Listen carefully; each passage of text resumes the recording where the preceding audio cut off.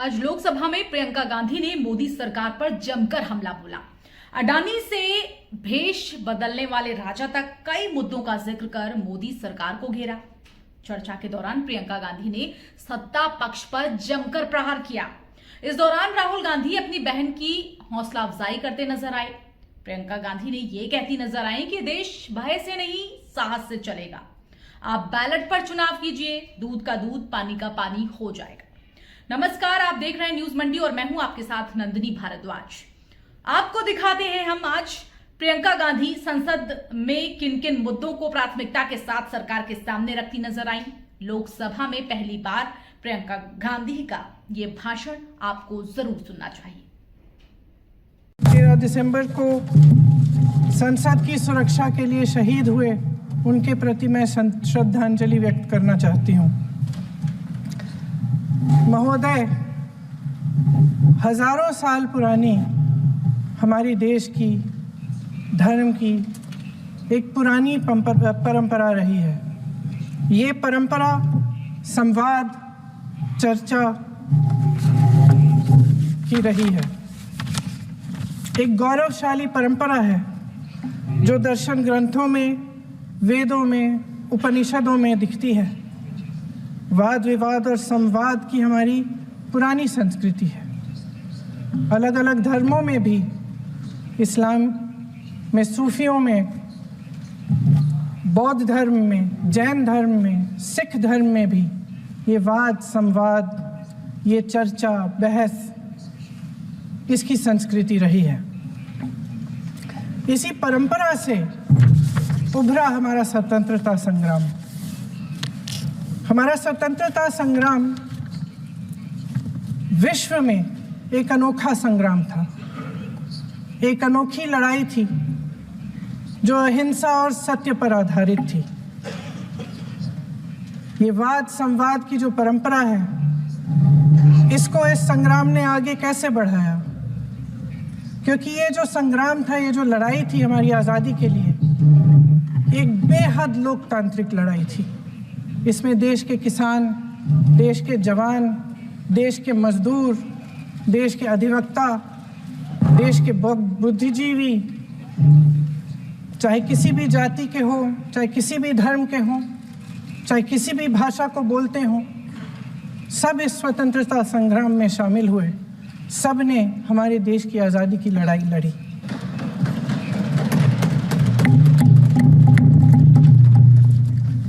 और उसी आज़ादी की लड़ाई से एक आवाज़ उभरी जो हमारी देश की आवाज़ थी।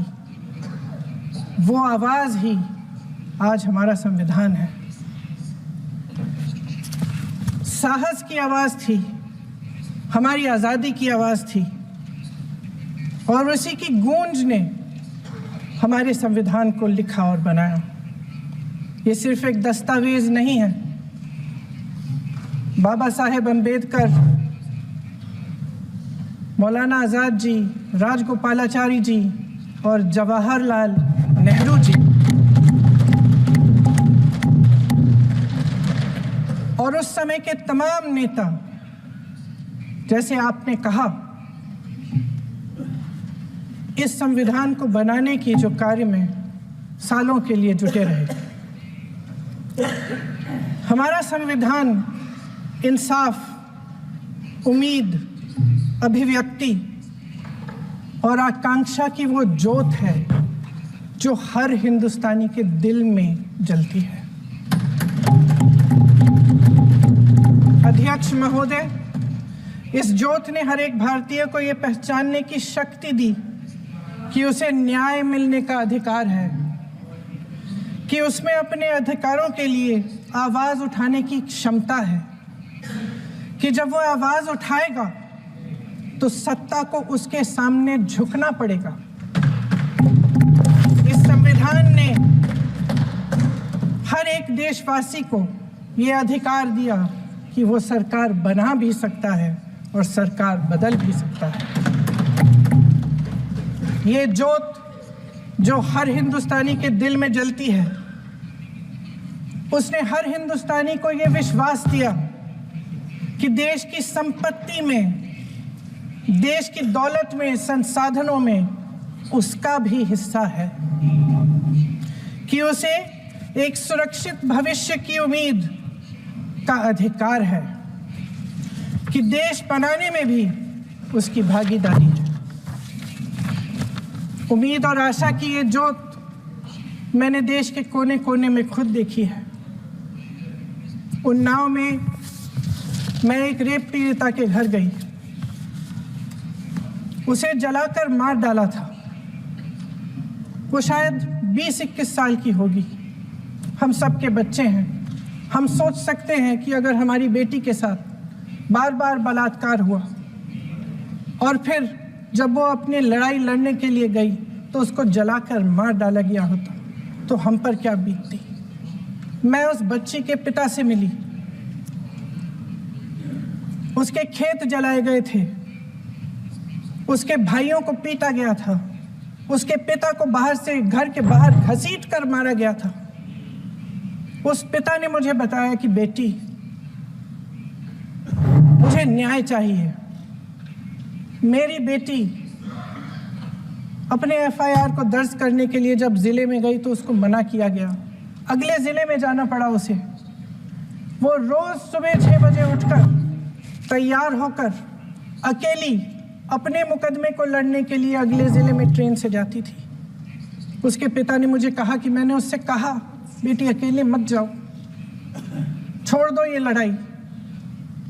लेकिन उसकी बेटी ने उसको जवाब दिया कि नहीं पिताजी, मैं अकेली जाऊंगी, मैं लड़ूंगी, ये मेरी लड़ाई है, मैं इसको लड़ूंगी। ये लड़ने की क्षमता, ये हिम्मत उस लड़की को और करोड़ों भारत की नारियों को हमारे संविधान ने दी। आगरा में मैं अरुण वाल्मीकि के घर गई। अरुण वाल्मीकि पुलिस स्टेशन में काम करता था, सफाई का काम करता था। आप सोच सकते हैं हमारी तरह उसका भी परिवार था। नई नई शादी हुई थी, 2-3 महीनों का बच्चा था। पुलिस स्टेशन में चोरी हो गई। चोरी का इल्जाम उस पर लगाया गया। उसके पूरे परिवार को उठाकर पुलिस स्टेशन में ले गए। आप हंस रहे हैं, लेकिन ये गंभीर बात है। और क्या गंभीर करें? बात। शर्म करो, शर्म। अरुण वाल्मीकि को पीट पीट के मार डाला, उसकी बीवी को पीटा, उसके पिता के नाखून निकाले, उसके पूरे परिवार को पीटा गया।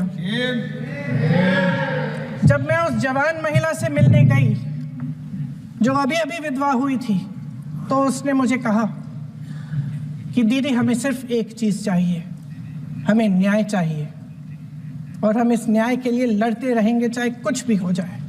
ये हिम्मत उस महिला को हमारे संविधान ने दी।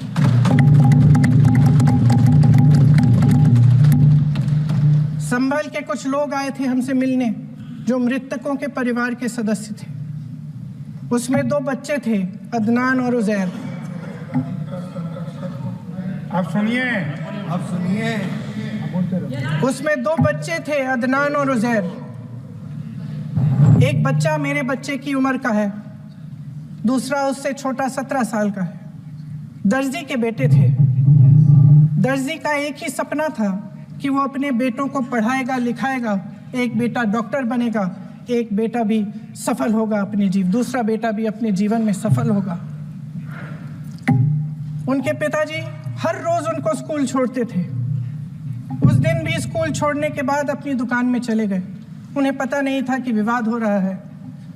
उन्होंने भीड़ देखी, घर आने की कोशिश की तो पुलिस ने गोली से मार डाला।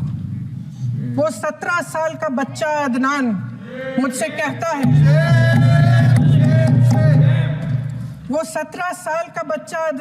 कहता है कि मैं बड़ा होकर डॉक्टर बन के दिखाऊंगा, मैं अपने पिता का सपना साकार करूंगा। ये सपना, ये आशा उसके दिल में हमारे संविधान ने डाली। अपने अधिकारों की पहचान में, इनकी कठिन से कठिन परिस्थितियों से लड़ने की अपार हिम्मत में और देश से न्याय की अपेक्षा में हमारे संविधान की ज्योत जल रही है। मैंने हमारे संविधान की ज्योत को जलते हुए देखा है। और इसके साथ साथ ये भी समझा है कि हमारा संविधान एक सुरक्षा कवच है, एक ऐसा सुरक्षा कवच है जो देशवासियों को सुरक्षित रखता है, न्याय का कवच है, एकता का कवच है और अभिव्यक्ति की आज़ादी का कवच है। दुख की बात यह है कि मेरे सत्ता पक्ष के साथी जो बहुत बड़ी बड़ी बातें करते हैं, इन्होंने इन 10 सालों में यह सुरक्षा कवच, सत्ता पक्ष के मेरे साथियों ने ये सुरक्षा कवच तोड़ने का पूरा प्रयास किया है।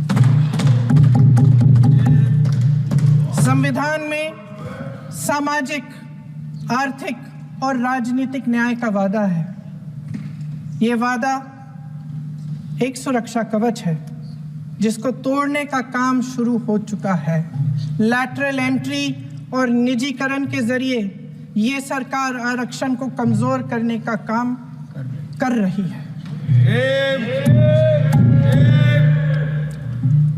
अगर लोकसभा में ये नतीजे नहीं आए होते तो ये संविधान बदलने का काम भी शुरू कर लेते। सच्चाई ये है अध्यक्ष महोदय कि आज संविधान बार बार इसलिए कह रहे हैं क्योंकि इस चुनाव में इनको पता चल गया कि इस देश की जनता ही इस संविधान को सुरक्षित रखेगी, कि इस चुनाव में हारते जीतने से इन्हें एहसास हुआ कि ये संविधान बदलने की बात इस देश में नहीं चलेगी। आज जनता की मांग है कि जाति जनगणना हो। सत्ता पक्ष के मेरे साथी ने इसका जिक्र किया। ये जिक्र भी आज इसलिए हो रहा है क्योंकि चुनाव में ये नतीजे आए। ये जाति जनगणना इसलिए जरूरी है ताकि हमें पता चले कि किसकी क्या स्थिति है और नीतियां उस हिसाब से बने। इनकी गंभीरता का प्रमाण ये है कि जब चुनाव में पूरे विपक्ष ने जोरदार आवाज उठाई कि ये जाति जनगणना होनी चाहिए, तो इनका जवाब देखिए। इनका जवाब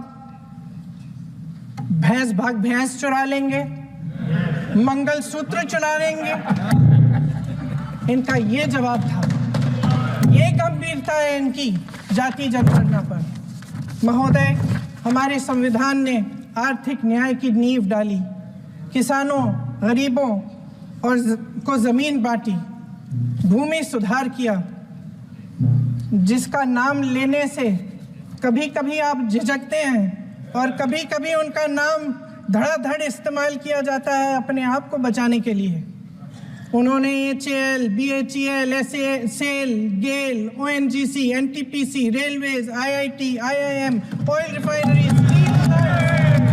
तमाम PSU बनाए।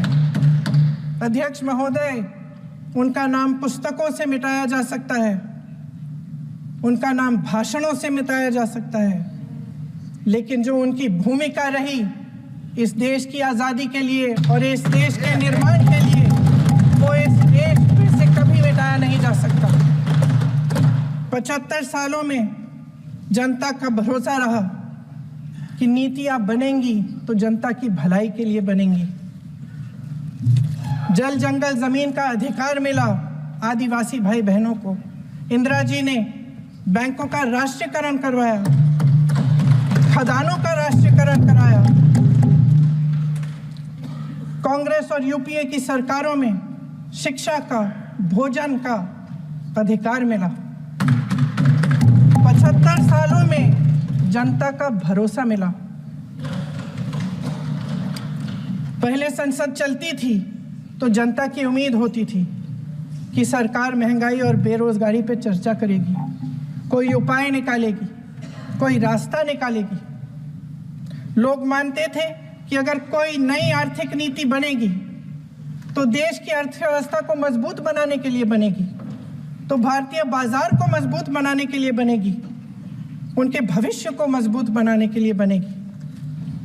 किसान और आदिवासी भाई बहन भरोसा करते थे कि यदि जमीन के कानून में संशोधन होगा तो उन्हीं की भलाई के लिए होगा। आप नारी शक्ति की बात करते हैं। आज चुनाव की वजह से शायद इतनी बातचीत हो रही है नारी शक्ति के बारे में, क्योंकि हमारे संविधान ने महिलाओं को यह अधिकार दिया, उनकी शक्ति को परिवर्तित किया वोट में। और आज आपको पहचानना पड़ रहा है कि महिलाओं के बिना, कि नारी शक्ति के बिना ये सरकारें नहीं बन सकती हैं। इसीलिए आज आप नारी शक्ति की बातें दोहरा रहे हैं। जो आप नारी शक्ति का अधिनियम लाए हैं उसको लागू क्यों नहीं करते? वो 10 साल बाद लागू क्यों होगा? क्या आज की नारी 10 साल इंतजार करेगी उसके लागू करने के लिए? क्या बात है, क्या बात है।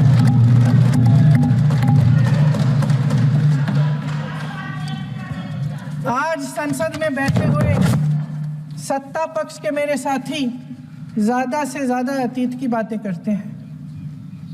1921 में क्या हुआ, कब हुआ, नेहरू जी ने क्या किया। अरे वर्तमान की बात करिए, देश को बताइए आप क्या कर रहे हैं, आपकी जिम्मेदारी क्या है? कि सारी जिम्मेदारी जवाहरलाल नेहरू की है। अध्यक्ष महोदय जी, ये सरकार आर्थिक न्याय का सुरक्षा कवच तोड़ रही है। आज संसद में बैठी ये सरकार बेरोजगारी और महंगाई से जूझ रही हमारी जनता को क्या राहत दे रही है? कृषि के कानून भी बड़े बड़े उद्योगपतियों के लिए बन रहे हैं। सही एमएसपी को छोड़िए, डीएपी तक नहीं मिल रहा है।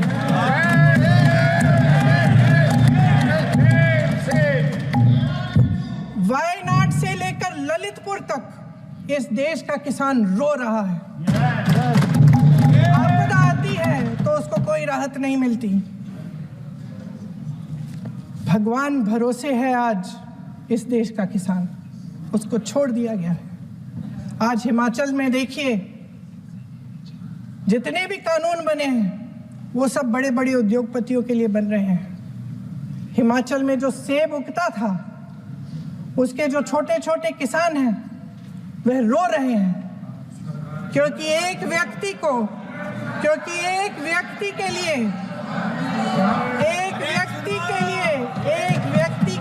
सब कुछ बदला जा रहा है।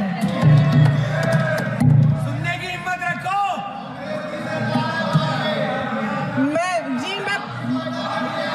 अध्यक्ष महोदय जी,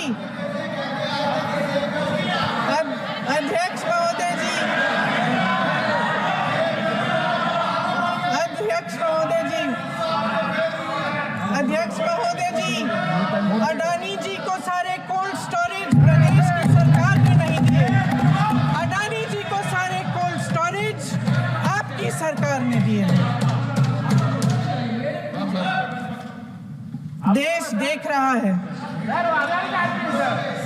देख रहा है कि एक व्यक्ति को बचाने के लिए 142 करोड़ देश की जनता को नकारा जा रहा है। सारे बिजनेस, सारे संसाधन, सारी दौलत, सारे मौके एक ही व्यक्ति को सौंपे जा रहे हैं। सारे बंदरगाह, एयरपोर्ट्स, सड़कें, रेलवे का काम, कारखाने, खदाने, सरकारी कंपनियां सिर्फ एक व्यक्ति को दी जा रही है। जनता के मन में हमेशा ये विश्वास होता था कि अगर कुछ नहीं है तो संविधान हमारी सुरक्षा करेगा, मगर आज आम लोगों के बीच ये धारणा बनती चली जा रही है कि सरकार सिर्फ अडानी जी के मुनाफे के लिए चल रही है। देश में बहुत तेजी से गैर बराबरी बढ़ रही है। जो गरीब है वो और गरीब हो रहा है, जो अमीर है वो और अमीर हो रहा है। इस सरकार ने आर्थिक न्याय की भी सुरक्षा कवच तोड़ दिया है। राजनीतिक न्याय की जब बात होती है, मेरे सत्ता पक्ष के साथी आज खड़े हुए और तमाम गिनती करने लग गए कि ऐसा हुआ वैसा हुआ 1975 में जो हुआ। तो सीख लीजिए ना, आप भी सीख लीजिए, आप भी अपनी गलतियों के लिए माफी मांग लीजिए। आप भी बैलेट पे चुनाव कर लीजिए, आप भी बैलेट पे चुनाव कर लीजिए। दूध का दूध, पानी का पानी हो जाएगा।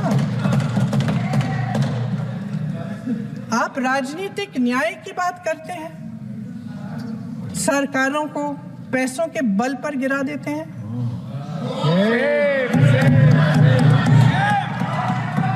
मेरा आग्रह है कि अपन संविधान में सकारात्मक जुड़े।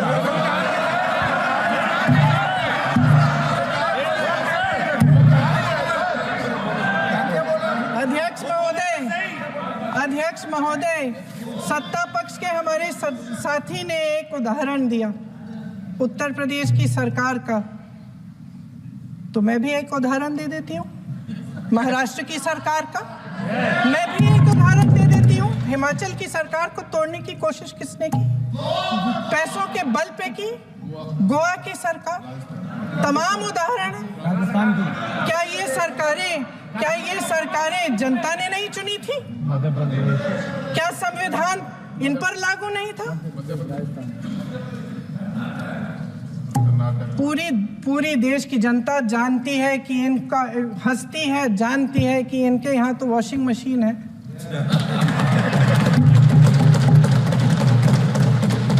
तो यहाँ से वहां जाता है, वो धुल जाता है। इस तरफ दाग, उस तरफ स्वच्छता। और मेरे कई ऐसे साथी हैं जो इस तरफ होते थे उस तरफ चले गए, मुझे दिख भी रहे हैं, वॉशिंग मशीन में शायद धुल गए हैं। अध्यक्ष महोदय, जहां भाईचारा और अपनापन होता था, जहां हमारे संविधान ने एकता का सुरक्षा कवच दिया था, वहां शक और घृणा के बीज बोए जा रहे हैं। एकता का सुरक्षा कवच तोड़ा जा रहा है। प्रधानमंत्री जी यहाँ सदन में संविधान की किताब को यूं माथे से लगाते हैं, लेकिन संभल में, हाथरस में, मणिपुर में जब न्याय की गुहार आती है, उठती है, तो उनके माथे पे शिकन तक नहीं आता।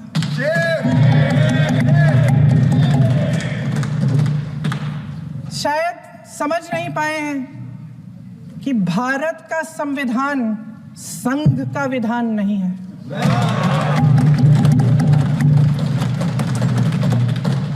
भारत के संविधान ने हमें एकता दी, हमें आपसी प्रेम दिया। उस मोहब्बत की दुकान जिस पर आपको हंसी आती है, उसके साथ करोड़ों देशवासी चले। करोड़ों देशवासियों के दिल में एक दूसरे के लिए प्रेम है, घृणा नहीं है।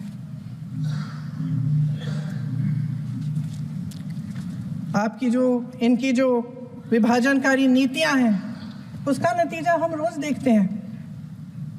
राजनीतिक फायदे के लिए संविधान को छोड़िए, देश की एकता को भी ये रख नहीं सकते, इसकी सुरक्षा नहीं कर सकते।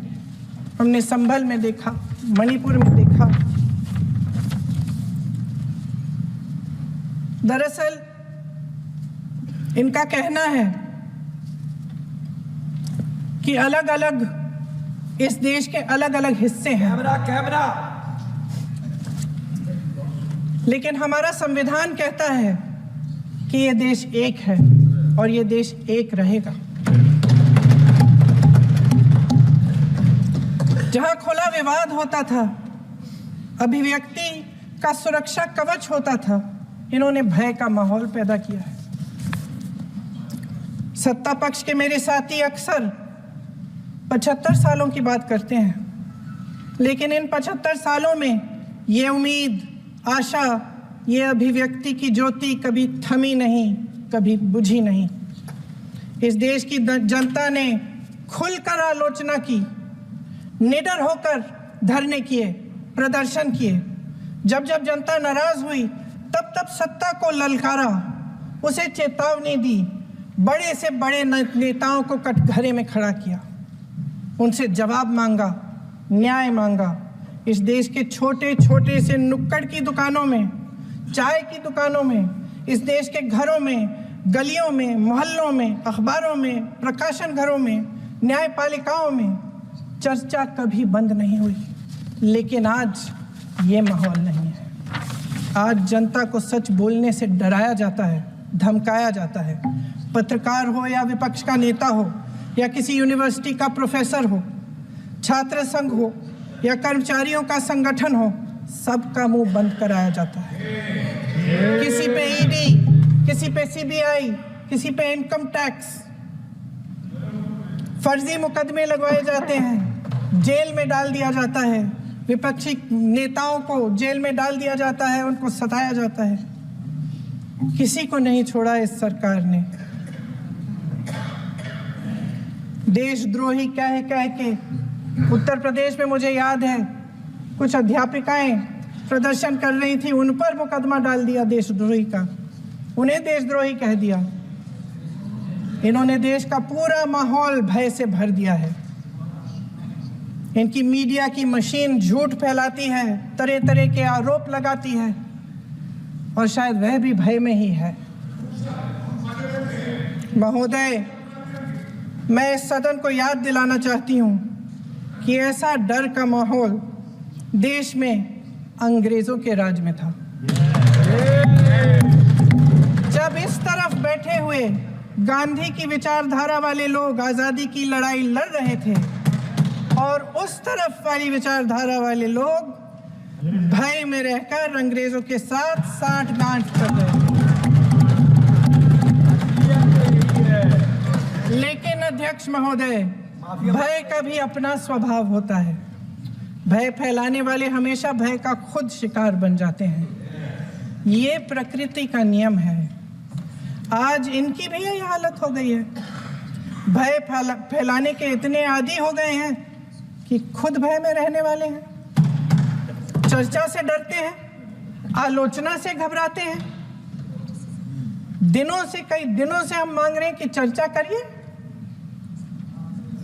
लेकिन चर्चा करने की हिम्मत ही नहीं है।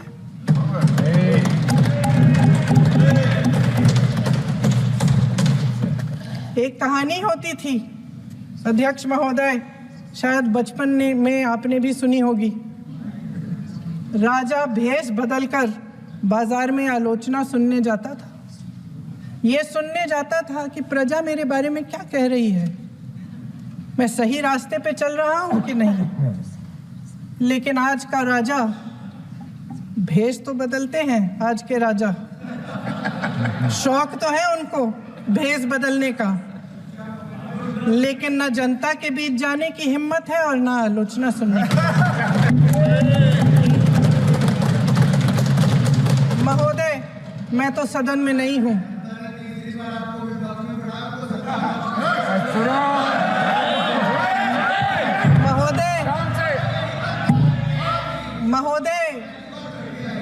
महोदय, जनता में बहुत विवेक है, ये सही है।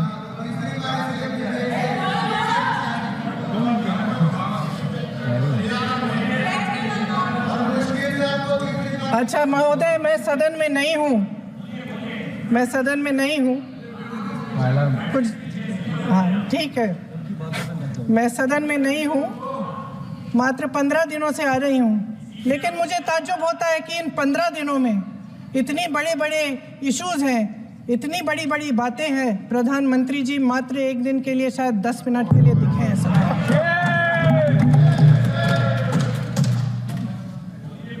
बात यह है अध्यक्ष महोदय जी कि ये देश भय से नहीं, साहस और संघर्ष से बना है। इसको बनाने वाले देश के किसान, जवान, देश के करोड़ों मजदूर और गरीब जनता है।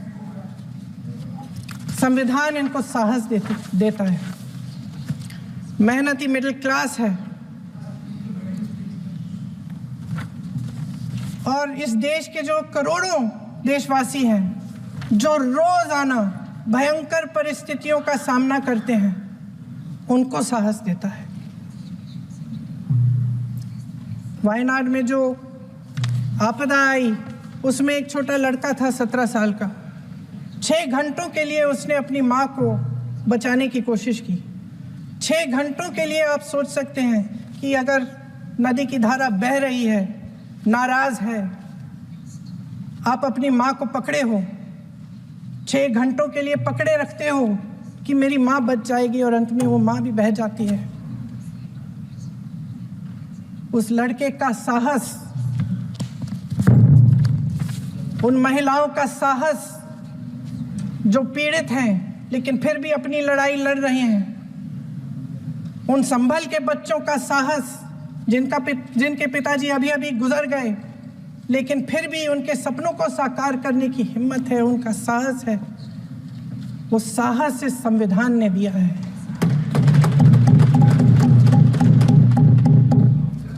वो आत्मविश्वास इस संविधान ने दिया है। ये देश भय से नहीं चल सकता, ये देश साहस से ही चलेगा। भय की भी सीमा होती है और जब वो सीमा पार हो जाती है, जब किसी को इतना दबाया जाता है कि उसको लगने लगता है कि अब मेरे पास खोने के लिए कुछ नहीं है, तब उसमें एक ऐसी शक्ति पैदा होती है जिसके सामने कोई कायर खड़ा नहीं हो सकता। ये देश कायरों के हाथों में ज्यादा देर तक कभी नहीं रहा है। ये देश उठेगा, ये देश लड़ेगा, सत्य मांगेगा, सत्यमेव जयते। जय हिंद।